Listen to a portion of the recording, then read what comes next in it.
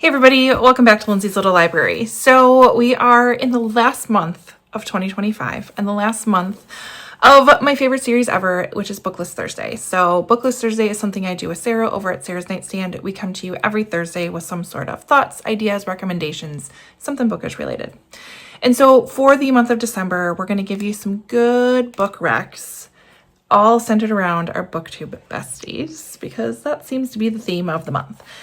So each week we're going to tell you books that remind us of each of the booktube besties, which is myself, Sarah, Krista, Amanda, and Jen. So to start us off this week, we're going to tell you some books that remind us of Krista. Krista is such an influential lover of books and stories and such great recommendations that there are certain books that I look at and I immediately think of her for various reasons. So if you are someone who reads like Krista or enjoys the types of books that she has, here are some book suggestions that remind me of her. So let's see. I have them back here. I better move them or this is just going to be awkward and I don't want to hit my tripod. All right. So first, we have, of course, Krista, and her love for middle grade is infectious, in my opinion. I never would have picked up middle grade books if it wasn't for her and Amanda and Katie, honestly.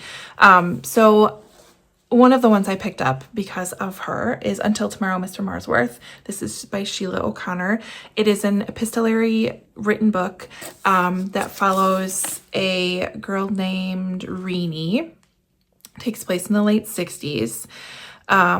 She has a paper route. Like, she's a paper boy now. She has a paper route. And her mother just passed away. Her and her older brothers were shipped off to live with their grandmother in a little small Minnesota town.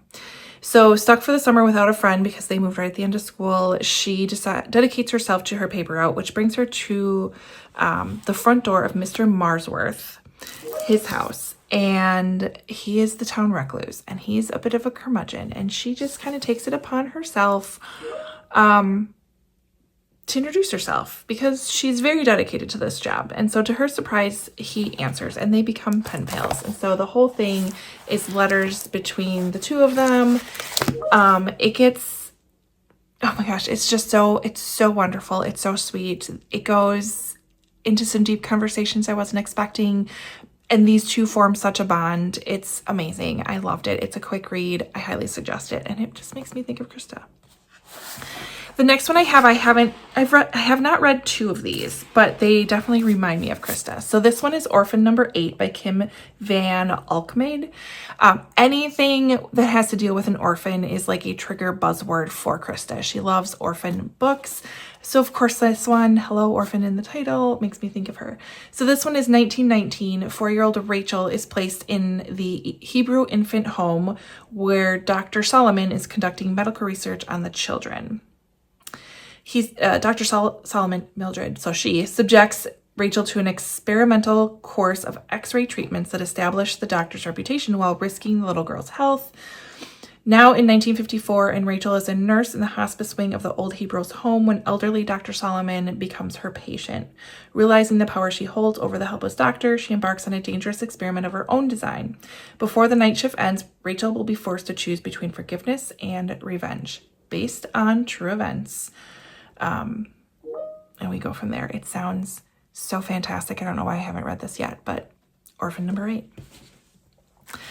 All right, the next one that I have not read, and there's a reason. In fact, Krista, if you're watching this, we need to chat. So the very first buddy read that I did with Krista was Beartown by Frederick Bachman. We buddy read that together and chatted about it, I think in Foxer, and we have been inseparable since then. So I have yet to read The Winners, and I don't think she has read it either. This is the third book in the Beartown series. It follows a hockey team and so much more. And there's characters in here you love, characters you love to hate, characters that grow, and oh my gosh, Benji, so many good things. But this is the last one. It's such a chunker. I should read this over break.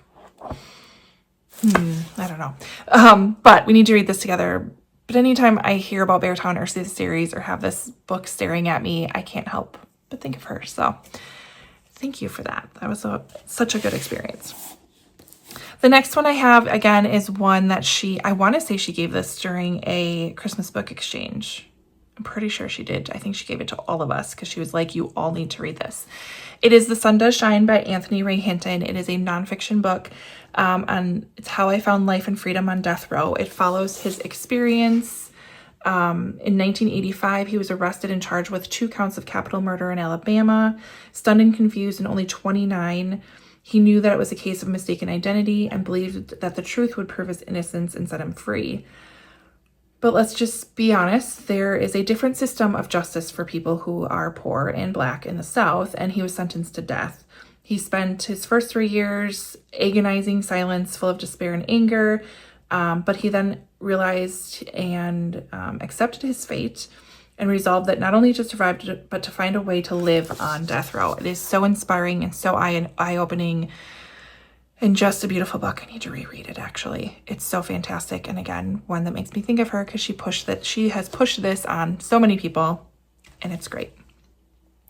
The other thing that makes me think of Krista is her and I, our love for Diane Chamberlain. This is the Dream Daughter. She loves Necessary Lives. We love pretty much everything we've read by Diane Chamberlain. She's an amazing historical fiction writer.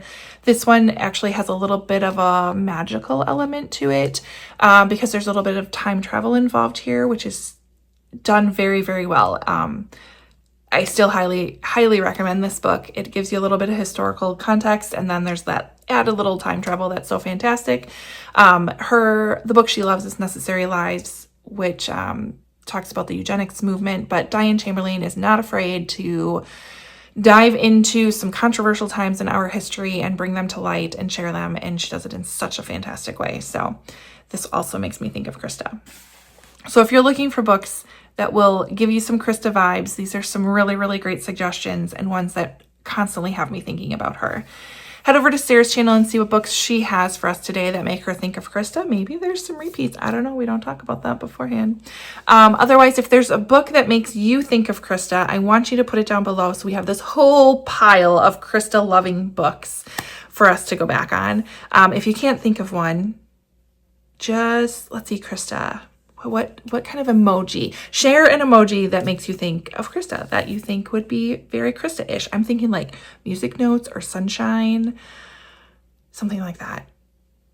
Or birthday cake, because she loves to celebrate her birthday. There's so many possibilities. So leave one of those below. Otherwise, subscribe, comment, all that fun stuff, and I will see you next time. Bye.